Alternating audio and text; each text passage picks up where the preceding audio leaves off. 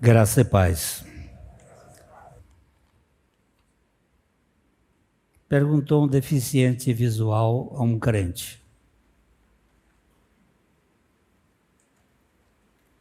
um cego que crê em Cristo pode continuar cego? O que você quer dizer com isso? Indagou o crente. Jesus não veio dar vista aos cegos? Se eu criei em Cristo, por que eu não vejo o mundo ainda? A conversa foi longe entre os dois. O crente então explicou: há dois tipos de cegueira. Uma é espiritual e a outra é física. Jesus veio dar vista aos cegos espirituais. A questão agora era que tipo de cegueira o cego queria ver solucionado. A visão física é maravilhosa, mas a visão espiritual é extraordinária. Fanny Crosby foi uma deficiente visual que teve os seus olhos interiores abertos para ver a realidade além da terceira dimensão. Dos mais de 6.000 poemas que escreveu e que se tornaram letras de hinos, quase todos falam de uma visão espiritual sem gemido. Vejam esse: vivo feliz, pois sou de Jesus. Eu já desfruto o gozo da luz. O que queria dizer com a alegria da luz? Não foi curada, mas era salva. Sua visão de Cristo a mantinha feliz. Jesus curou alguns deficientes visuais, todavia deu visão espiritual a todos os que ele salvou. A medicina tem ajudado em muito na cura de doenças oftalmológicas e uma multidão tem sido beneficiada com a restauração de sua visão física, embora ninguém até hoje tenha recebido a sua visão espiritual sem a revelação de Cristo. Fanny fala de uma felicidade decorrente dessa visão. Um deficiente visual pode não ser curado de sua cegueira ao crer em Jesus, mas, em razão de sua real percepção das realidades espirituais, ou da sua realidade espiritual, sua alegria é extasiante. Ter a visão de Cristo e permanecer num claustro de murmuração, azedume e críticas é difamar a obra redentora de Cristo. Ser um cristão e não ser verdadeiramente alegre é paradoxal. Jesus disse aos seus discípulos amados: tenho-vos dito estas coisas para que o meu gozo esteja em vós e o vosso gozo seja completo. Nós podemos passar por dias de tempestades e tribulações. Contudo, não nos faltará o jato da alegria jorrando em nossos corações. Para nossa poetisa, a sua felicidade emanava de Jesus.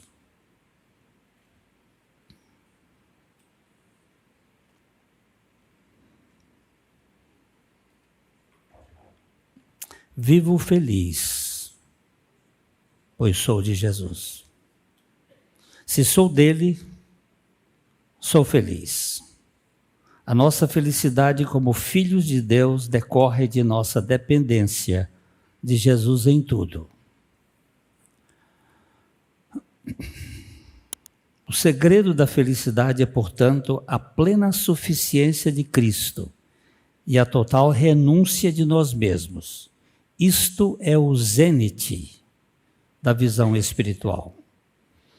Um deficiente visual pode não ser curado por Jesus, mas todo cego espiritual salvo terá a sua visão mais ampla da realidade divina.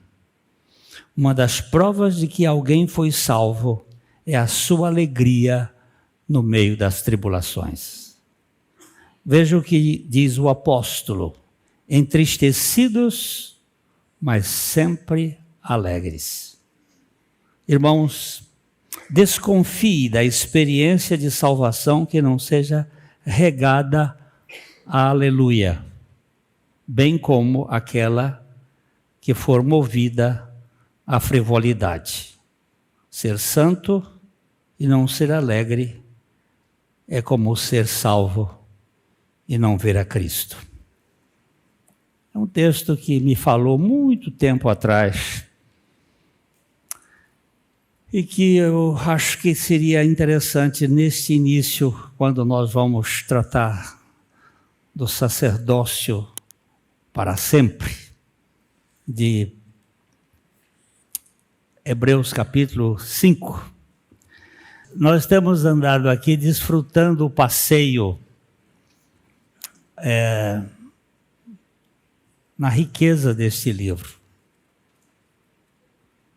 Essa carta, como já temos visto em outras oportunidades, ela deve ter sido escrita antes do ano 70 da nossa era, em razão da perseguição, da destruição do templo de Jerusalém. Tudo indica que quando ela foi escrita ainda, o sistema judaico estava vigindo.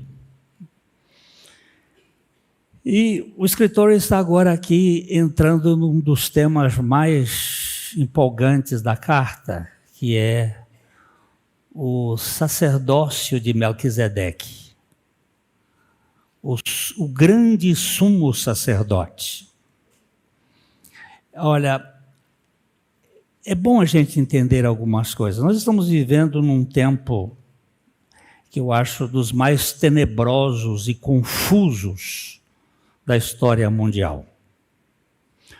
O Márcio Frois hoje ele fez uma abordagem muito interessante em que ele pegou Noé e Ló e fez uma comparação bíblica, que a Bíblia chama atenção para olhar para estes dois elementos, Noé entrando na arca e Ló saindo de Sodoma.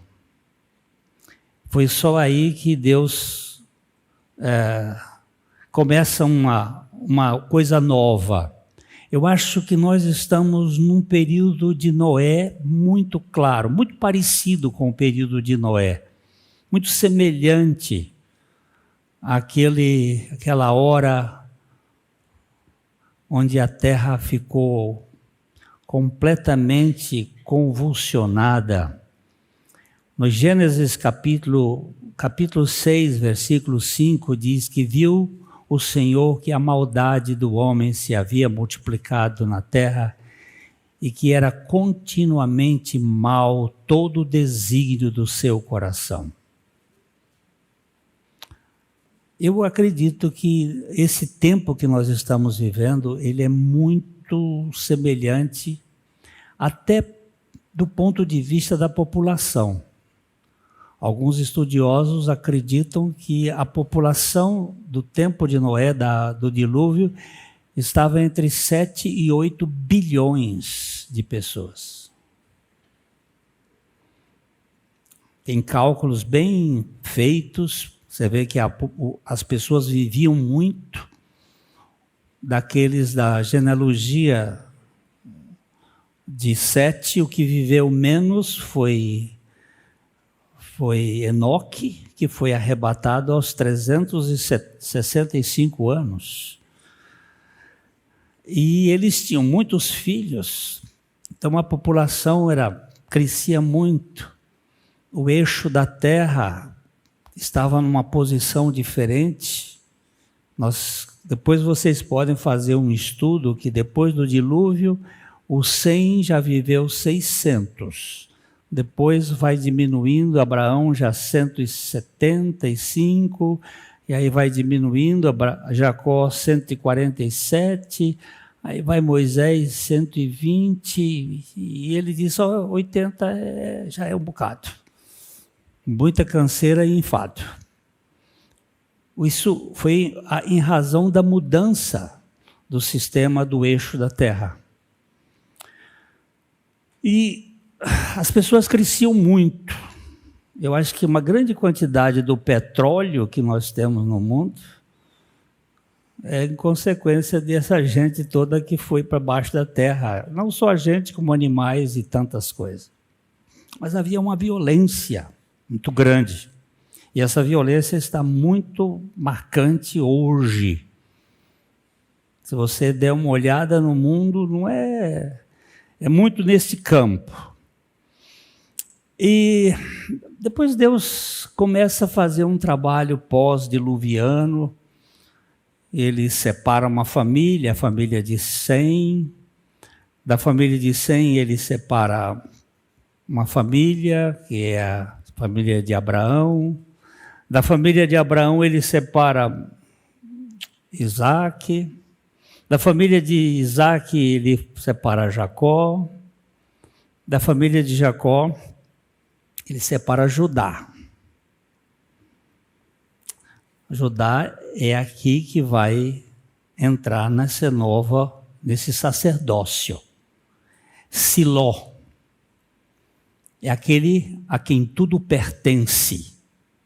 A bênção de Abraão a bênção de Jacó para os seus filhos. Dá uma olhadinha aqui, vamos dar uma olhadinha aqui. Gênesis capítulo 49. Gênesis 49. Vamos olhar o verso 8. Ele está falando de Judá. Teus irmãos te louvarão. A tua mão estará sobre a cerviz dos teus inimigos. Os filhos de teu pai se inclinarão a ti. Judá é o leãozinho, da presa subsiste, filho meu.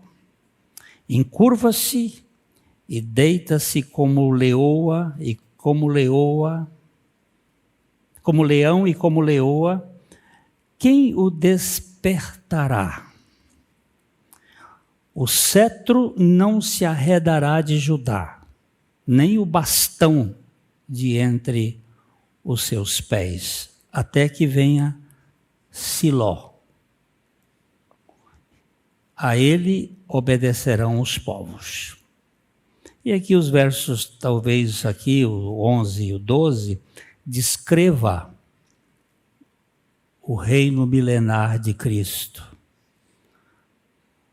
Ele amarrará o seu jumentinho, a vide, o filho da sua jumenta, a videira mais excelente.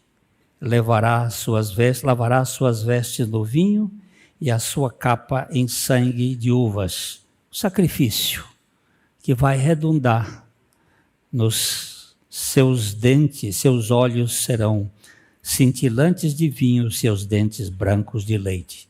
Toda uma simbologia muito rica aqui, não é esse o nosso objetivo, mas eu queria só dizer que me parece que ele vai tratar deste sacerdócio, porque Jesus não poderia ser sumo sacerdote da terra, porque ele não era da tribo de Levi e não era descendente de Arão. O judaísmo será afligido nesse tempo mais do que nunca. Segundo Daniel capítulo 12, versículo 1, Daniel 12, 1, ele vai fazer uma descrição da guerra. Essa guerra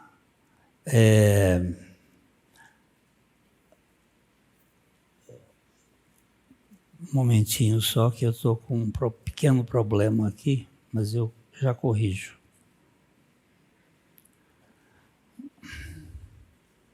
ele diz assim: nesse tempo se levantará Miguel. Depois se compara isso aqui com o capítulo 12 de Apocalipse. Se levantará Miguel, o grande príncipe, defensor dos filhos do teu povo. Está falando com Daniel.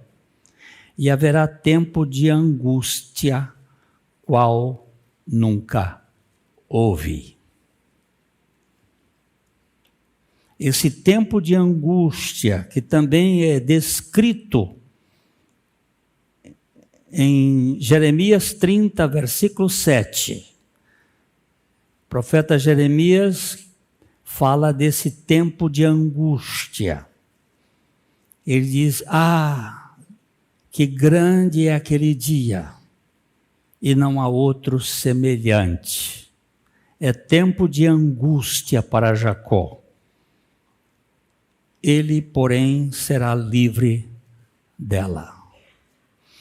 Então, eu quero que você pegue essas coisas. Eu estou jogando assim uma série, fazendo aqui uma espécie de colcha pet, jogando as costuras para depois a gente fazer a colcha. Você sabe o que é colcha pet? As mulheres sabem, os homens nem sempre sabem. Aquela que é feita de retalhos. Vamos fazer alguns retalhos aqui. Que grande é aquele dia. Nunca, em tempo de angústia para Jacó, nunca houve semelhante. Mas também o cristianismo, ele será odiado de todas as nações. Isso aí Jesus falou. Em Mateus capítulo 24, versículo 9, Jesus vai mostrar. Então, sereis odiados. Então sereis atribulados e vos matarão, e sereis odiados de todas as nações por causa do meu nome. Aqui não é judeu, aqui é cristão. Porque os judeus não vão ser odiados por causa do nome de Jesus.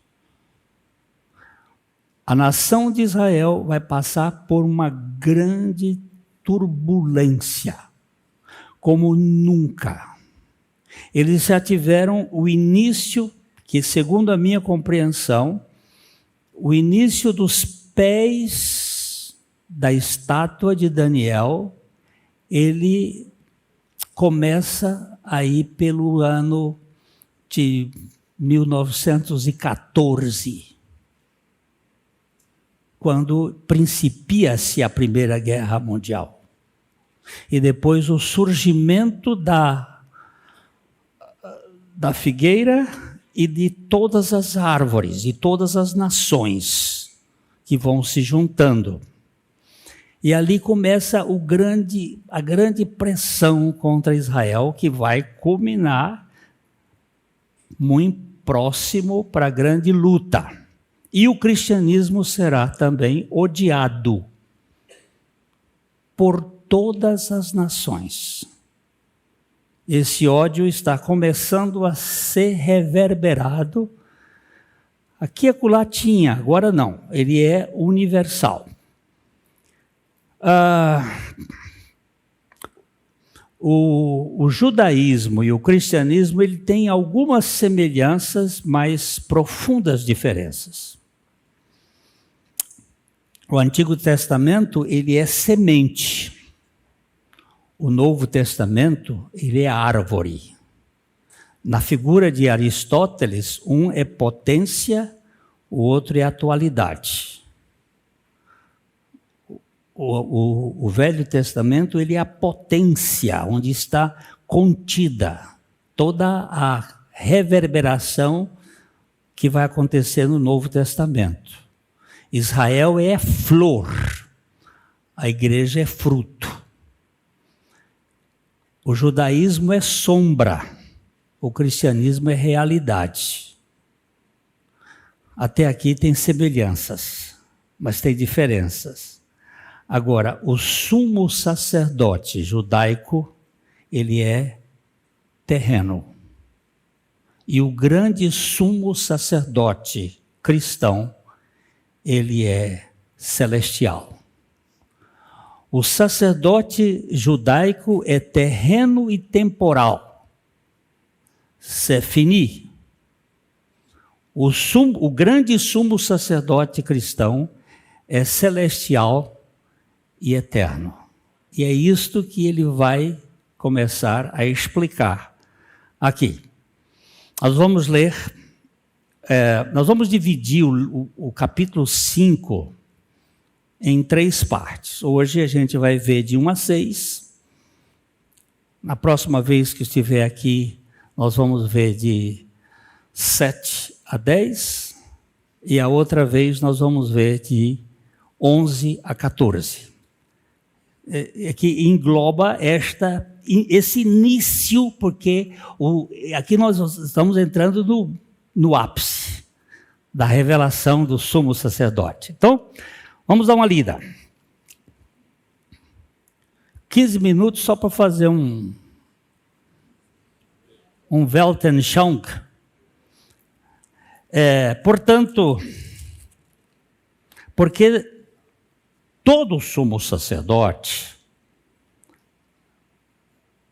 sendo tomado dentre os homens, é constituído nas coisas concernentes a Deus, a favor dos homens, para oferecer tanto dons como sacrifícios pelos pecados. E é capaz de condoer-se dos ignorantes e dos que erram, pois também ele mesmo está rodeado de fraquezas.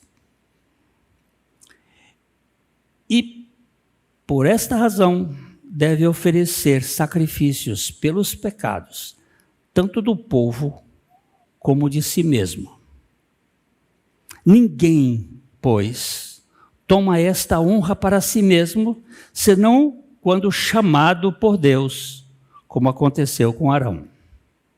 Assim também Cristo, a si mesmo, não se glorificou para se tornar sumo sacerdote, mas o glorificou aquele que lhe disse: Tu és meu filho, eu hoje te gerei. E como em outro lugar também diz: Tu és sacerdote para sempre, segundo a ordem de Melquisedeque. Aqui nós estamos, meu Pai, na Tua palavra, e nós precisamos do Teu Espírito. Se Tu não falares, tudo que falarmos é em vão. Por isso, vem e opera, tanto em quem fala como em quem ouve, para que em tudo o nosso sumo sacerdote, o nosso grande sumo sacerdote Jesus Cristo, seja exaltado. No nome dele. Amém.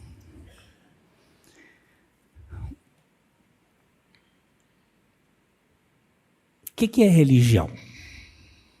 A gente tem procurado aqui, através do tempo, eu já escrevi um livro,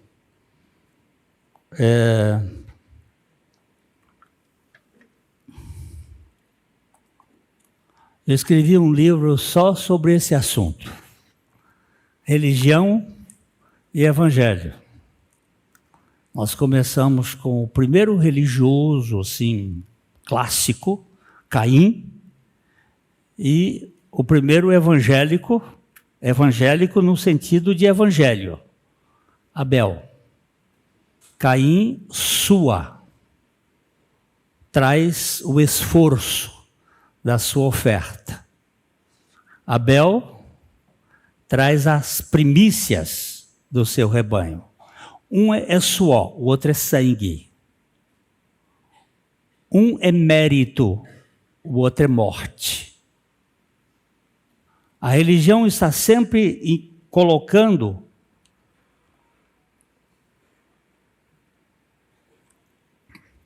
o homem numa posição de que ele vai alcançar Deus, ele vai conquistar a divindade.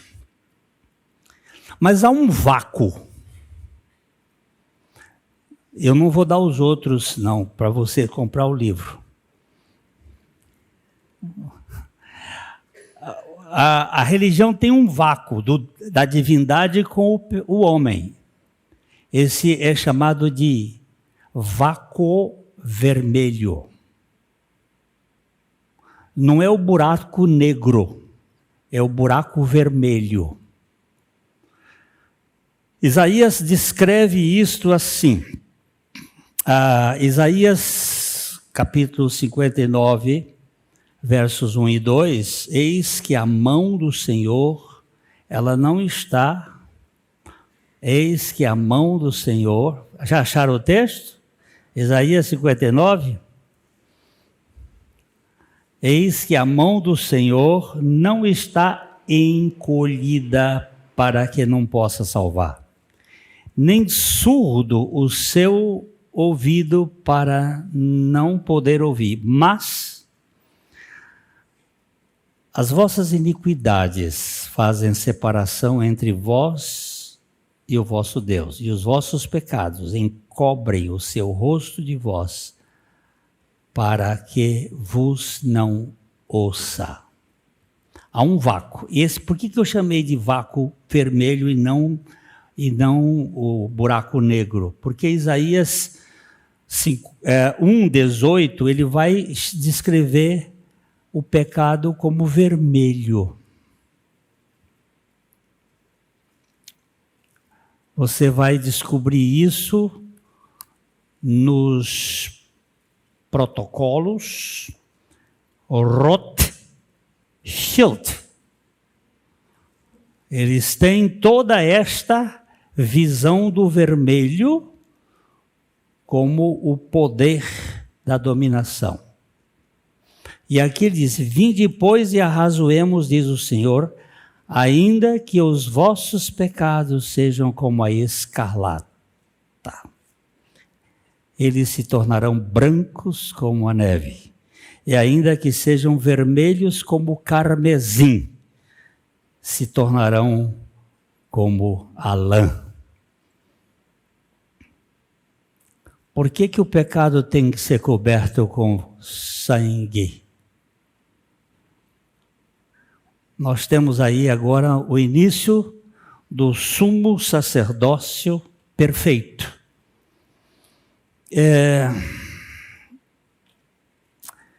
Este buraco vermelho tem separado o homem de Deus. Você não pode entrar na presença de Deus com o pecado. Eu não posso. Eu fui visitar uma pessoa que estava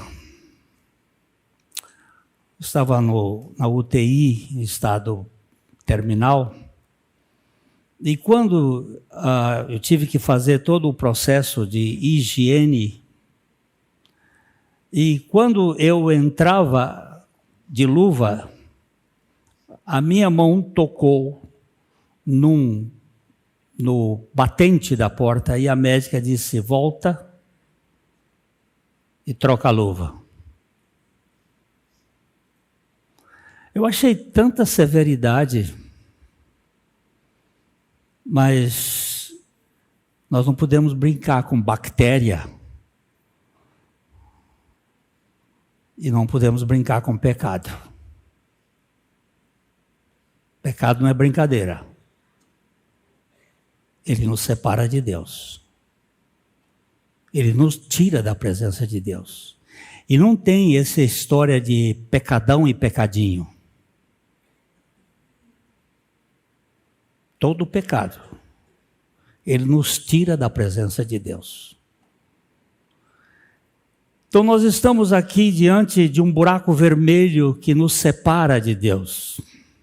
E as religiões, elas tentam, por todos os modos, fazer com que o homem chegue a Deus. Há muitas formas de religião no mundo. Uma das formas é aquela que admite que você é o seu próprio Deus. Há um Deus dentro de você. A teosofia da Madame Blavatsky, de Alice Bailey, de Benjamin Creme, a teosofia toda ela que está misturada neste mundo do He-Man, eu tenho a força, ou da Pocahontas, ou de todos esses sistemas aí que tentam, você tem um Deus dentro de você. Isso é o veneno da serpente. Você é o seu sumo sacerdote. Você é a pessoa que pode se relacionar com Deus facilmente, porque o Deus é propriamente você. O universo em desencanto tomou conta numa época aqui no Brasil com muita gente. E eu, há poucos dias, recebi um áudio de uma irmã muito preciosa que mora em Curitiba e que Deus, pela sua infinita graça, a revelou a pessoa de Jesus Cristo. E ela me mandava nesse áudio, ela disse, só aos 80 anos, ela deve estar me ouvindo agora, só aos 80 anos Deus me revelou o Senhor Jesus Cristo. E eu andei pelo Tibete, e eu andei com pastores, e eu andei com padres, e eu andei com tanta gente. Ela é uma pessoa que tem poder aquisitivo grande. E eu corri este mundo atrás de paz, mas eu não achava. Só quando me foi apresentado Jesus Cristo e esse crucificado, e eu crucificada com Jesus Cristo, eu pude encontrar paz. Ela é membro dessa igreja, eu a batizei numa fazenda, e ela participa das nossas... De vez em quando ela vem aqui. Uma mulher que bebe a suficiência de Jesus Cristo. Mas essas religiões teomânicas, elas estão por aí. Você ordena a Deus, você comanda a Deus. Também existe uma outra forma que é o animismo. Ela pode ser descrita como a crença que atribui vida espiritual às coisas inanimadas. E isto inclui as crenças que atribuem vida aos mortos e consulta aos mortos. Altares que são feitos aos mortos. Relação com os mortos. Essas religiões, elas tomam conta, elas têm as suas formas místicas. Outras são as religiões de mistérios, como da antiguidade.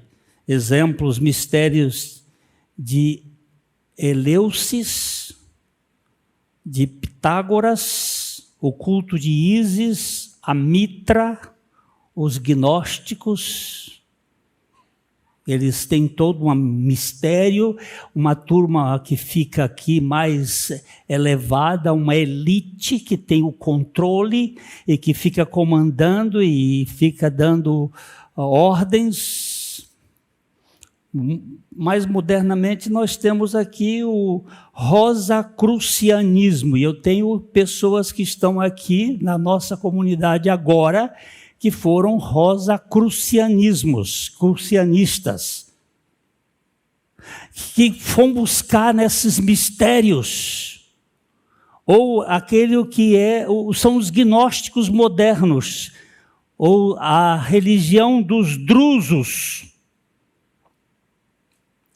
Estava aí, misturado com os evangélicos, com católicos, uma verdadeira salada de fruta.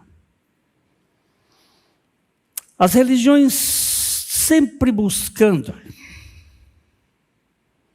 que o homem se reconecte, se religue com a divindade. Pela sua justiça, pelas suas boas obras, pelos seus méritos, você sempre tentando fazer essa interligação. Mas o cristianismo verdadeiro... sim, para citar algumas dessas religiões assim, desse campo, budismo, hinduísmo, islamismo, confucionismo, espiritismo, judaísmo, bahaísmo e cristianismo. O cristianismo histórico, depois de Constantino, quando ele abriu as portas, as comportas para o paganismo, para Ísis entrar, para Mitra entrar, para pitagorismo entrar, para todo esse sistema, o orfismo entrar, o cristianismo virou uma confusão que você não sabe discernir o que é. Mas o cristianismo verdadeiro, o cristianismo sem mistura de humanismo, não é religião.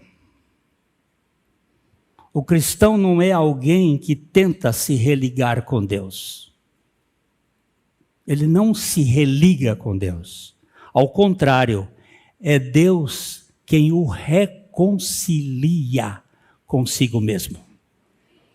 Não tem nada de religar-se com Deus. Tem que Deus entrar na história do homem para ele reconciliar o homem consigo mesmo. Vamos dar uma olhada em 2 Coríntios capítulo 5. 2 Coríntios capítulo 5, versículos 18 e 19. 2 Coríntios 5, 18 e 19. Ora, tudo provém de Deus, que nos reconciliou consigo mesmo, por meio de Cristo, e nos deu o ministério da reconciliação, a saber, que Deus estava em Cristo, reconciliando consigo o mundo, não imputando aos homens as suas transgressões, e nos confiou a palavra da reconciliação. Isso aqui não tem como descrever. No inglês existe uma palavra para definir essa ideia, que é o atonement.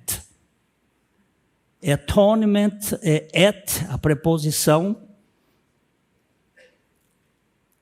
one, e mentius, a forma de formar um substantivo.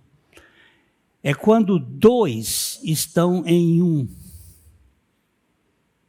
para fazer a reconciliação. Mas não foi o homem que foi para lá, foi Deus que veio para cá. Não é o homem que se reconcilia com Deus, é Deus que reconcilia o homem consigo mesmo. Eu não tenho mérito para me reconciliar com Deus, porque eu tenho as fraldas sujas. Eu trago a podridão dentro das minhas vísceras, não só a podridão física, mas a podridão moral. Então, meus irmãos, o cristianismo não tem nada a ver com religião. Nem o sumo sacerdote do judaísmo tem a ver com o grande sumo sacerdote do cristianismo.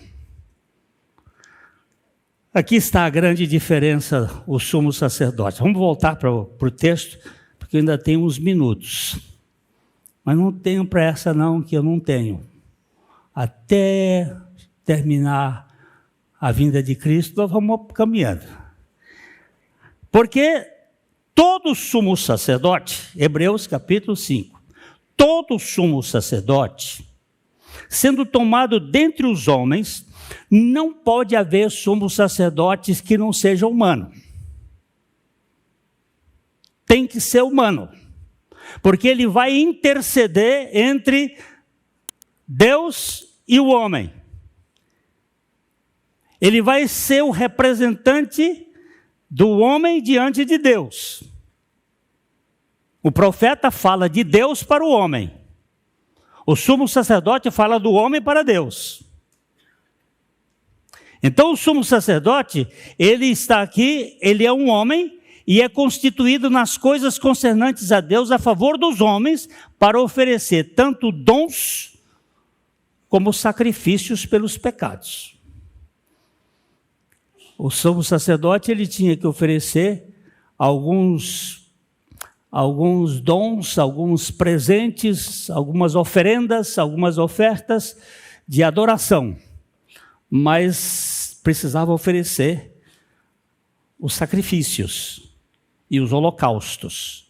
Todos eles têm significados parecidos, mas não são iguais.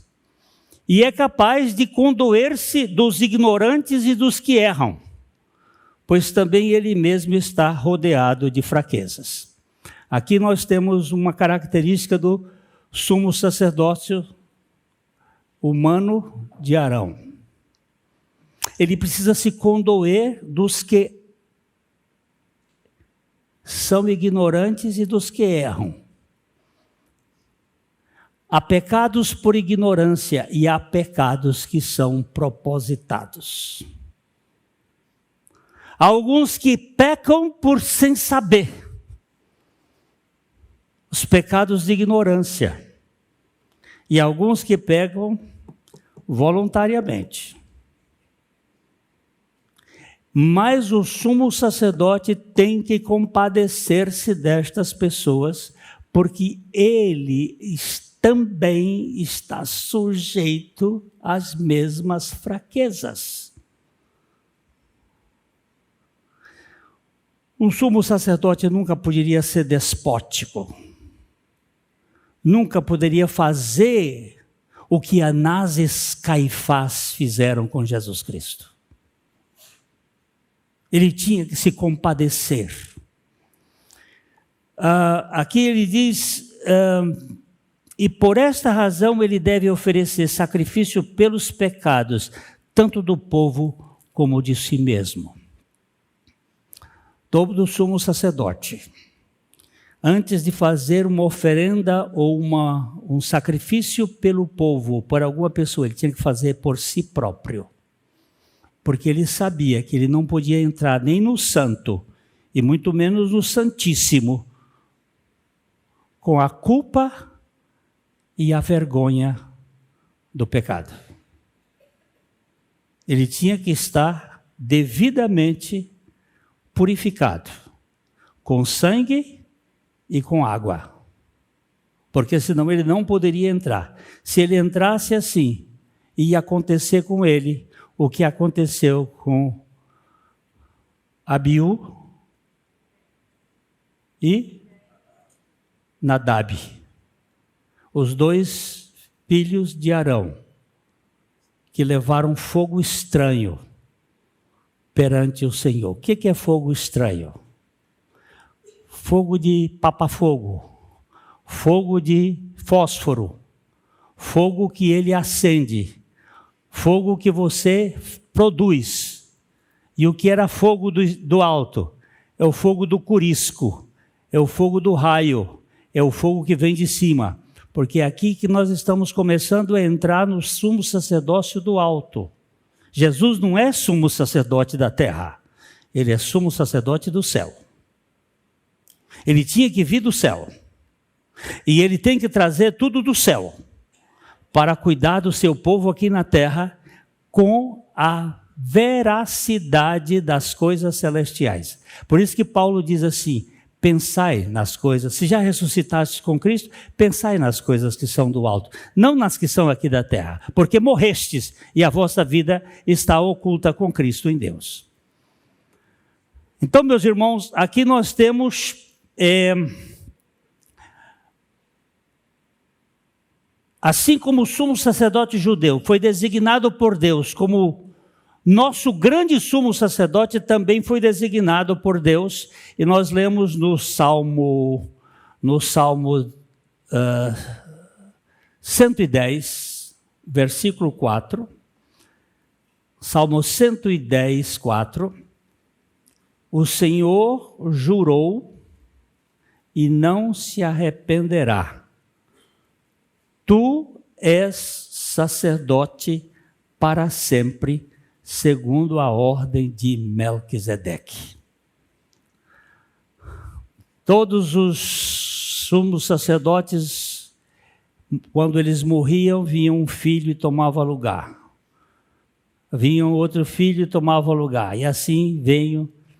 Quando chegou lá no ano de 168, com Antíoco Epifânio, acabou a turma de Zadok e entraram os sacerdotes profanos, porque aqueles dois que estavam no tempo de Jesus, Anás e Caifás, não pertenciam à tribo de Levi. Eles eram impostores. Isto foi feito na politicagem. Talvez a menina que cantou a música lá na ilha de Marajó, que está dando um rebu por aí, esse cristianismo farisaico que está mais preocupado com o dízimo do que com o coração das pessoas, onde os abusos são perpetuados em cima de homens da justiça, do governo, que não têm nenhum senso de respeito com uma criança de 6, 5 anos de idade. Pede desculpa à ministra, Xuxa.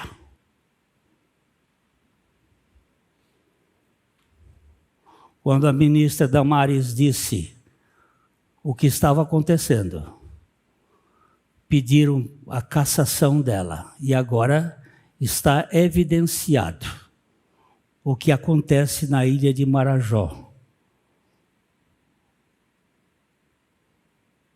Este mundo caído.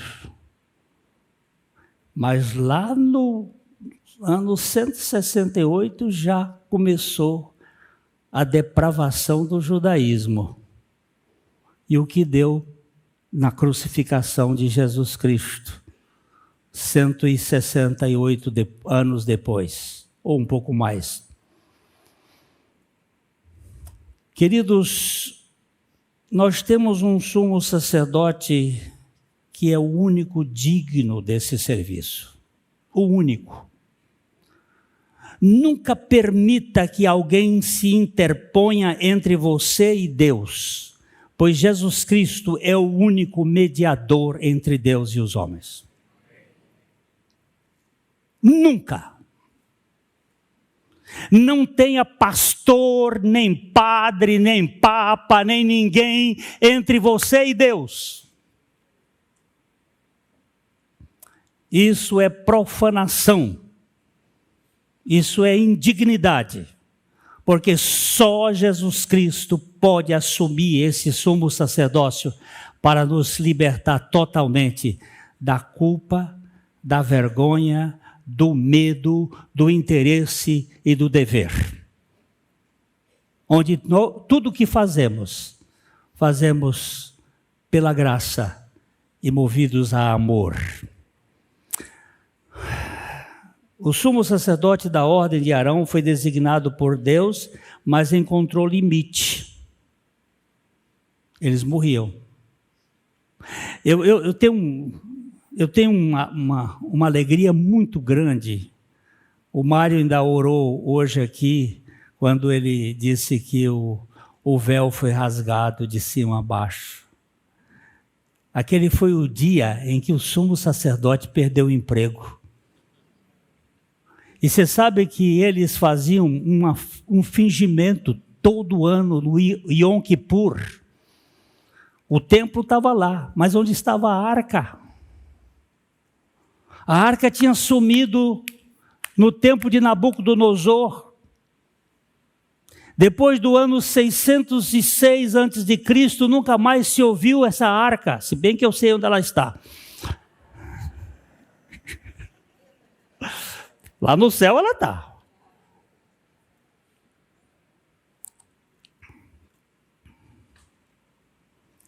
Eles chegavam lá, passavam o sangue em cima de quê? Matava a novilha vermelha e botava o sangue em cima de quê? Não tinha arca. Hoje o Márcio falando da arca de Noé, e no final ele disse, a arca é Cristo. Tanto a de Noé quanto a aqui, do sacrifício. A arca é Cristo.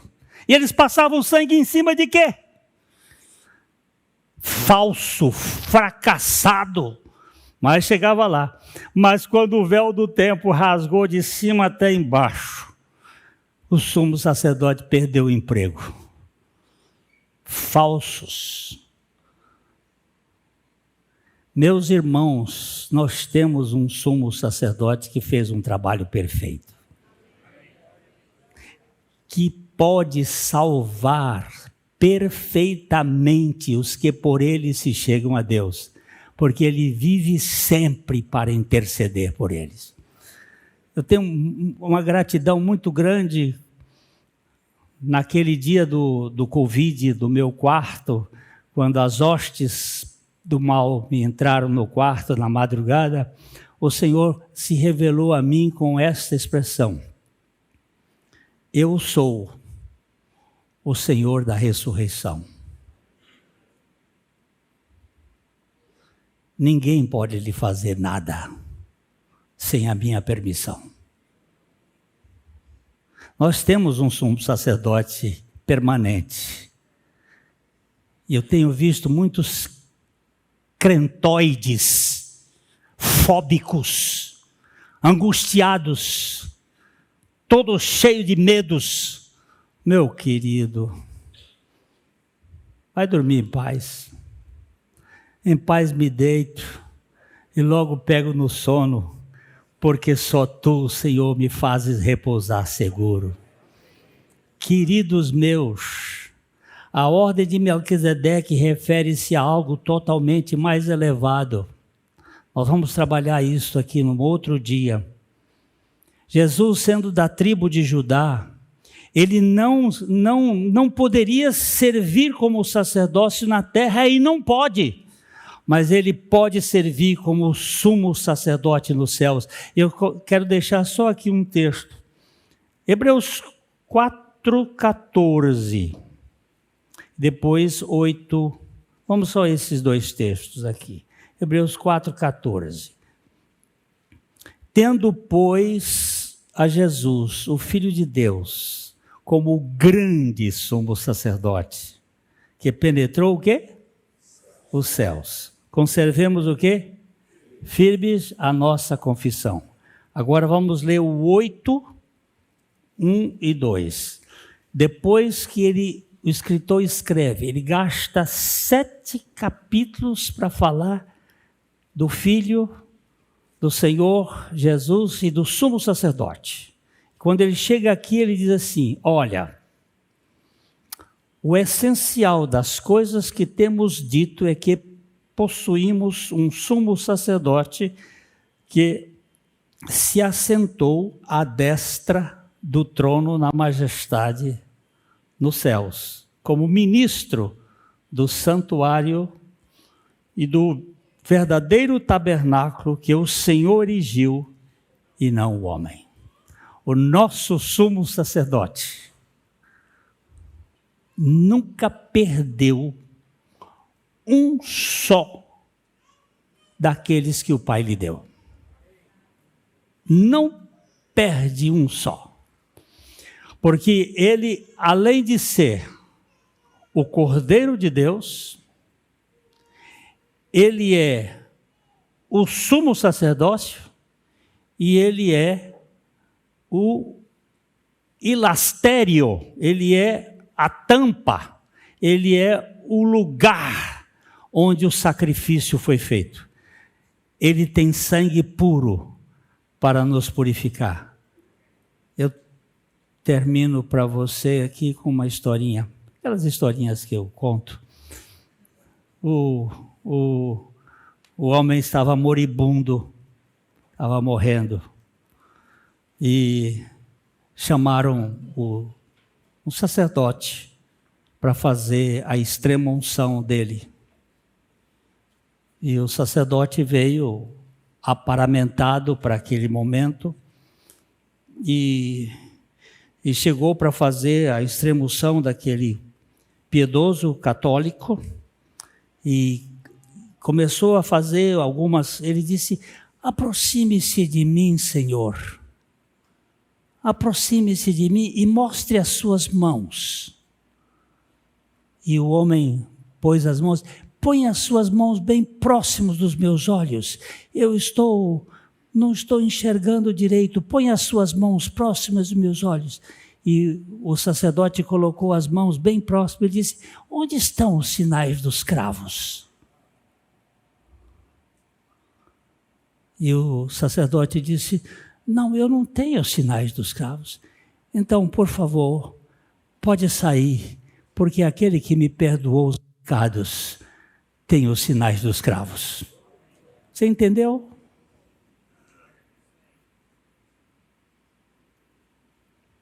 É ele que é o sumo sacerdote da nossa confissão.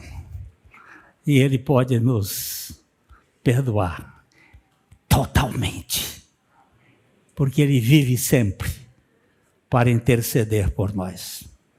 Mas vamos trabalhar um pouco mais dessa obra. Eu sei que tem algumas pessoas com culpa, com vergonha. Os acontecimentos da vida são terríveis. E eles marcam a gente. Eu me lembro de uma pessoa que disse assim: para mim não tem perdão. O que eu fiz não tem perdão. Eu digo: olha, o que ele fez foi para cobrir todos os pecados. Se você recebe o sacrifício de Cristo, não tem pecado que não tenha perdão. A gente cantava aqui antigamente, há muito tempo, perdemos aquele cântico, não é? O Júlio está até sacudindo a cabeça. Não há pecado maior, não tem pecado maior que ele não possa perdoar.